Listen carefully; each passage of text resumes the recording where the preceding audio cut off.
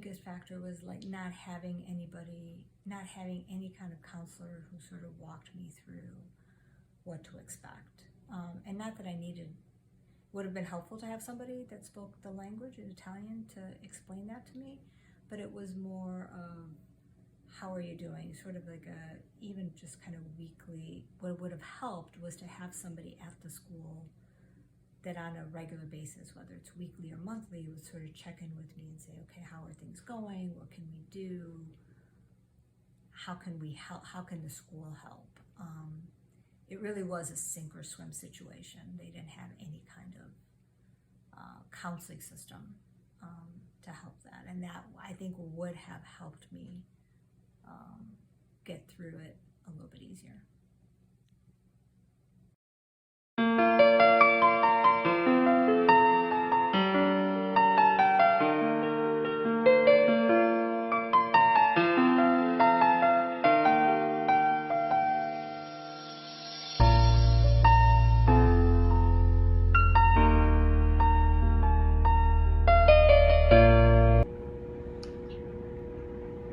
Okay, so what is the hardest and easiest part about your students' adjustment?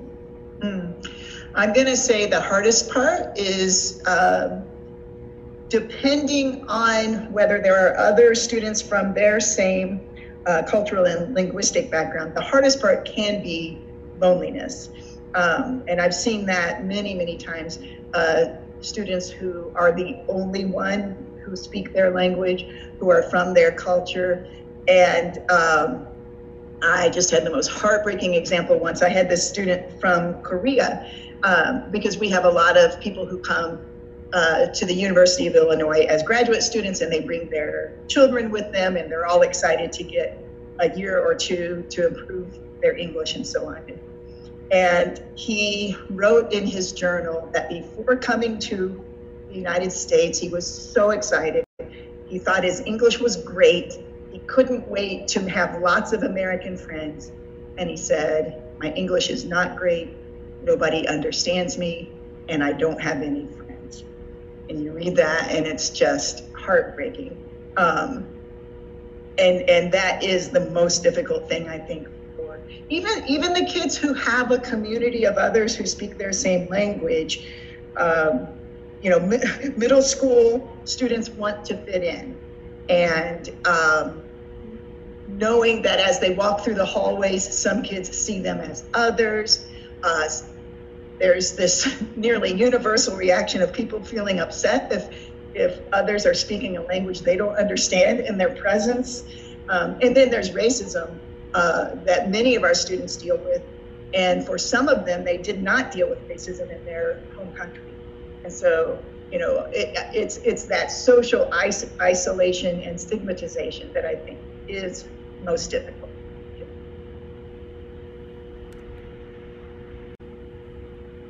How do you think the system could be improved? I have to first of all say I'm very proud of the teachers on my staff.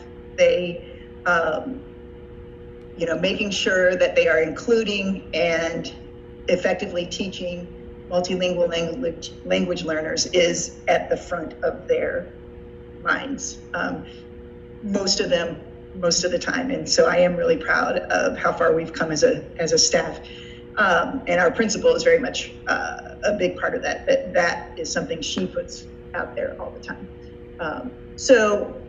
But in general, we do still need to teach using what's called universal design.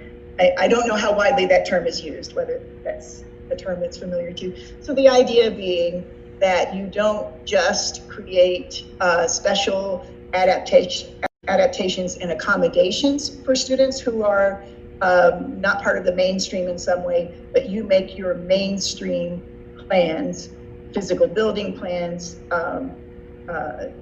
instructional lesson plans, extracurricular plans. You design your program so that everyone is included from the start. So you don't say, oh, if you have English learners in your class, make sure that you have visuals to accompany your slides. Everybody always has visuals, as part of their slides. So that would be an example of universal design. You always have closed captioning if you're showing a video. Try playing the video at 75% speed, and just making little things like that part of your practice for all students, because it's, quite honestly, it will probably benefit others besides just the multilingual students. So that's the idea of universal design. You make sure that you are always looking to include everybody. So yeah, I just mentioned a few instructional practices, and then just you create an atmosphere that is respectful of all cultures in a lot of ways. Little things like having multilingual signage in the building, just to make it easier for newcomers to not be lost in the building. Where's the library and office and so on. Yeah, and you do your best to include other languages. You do something different from what I did when Christian first came on. I said your name before hearing you say it, and so I have a practice in both my general education classes and my ESL classes. I project the seating chart. This is, of course, when we're in person, but I did it in pretty much the same way online, and I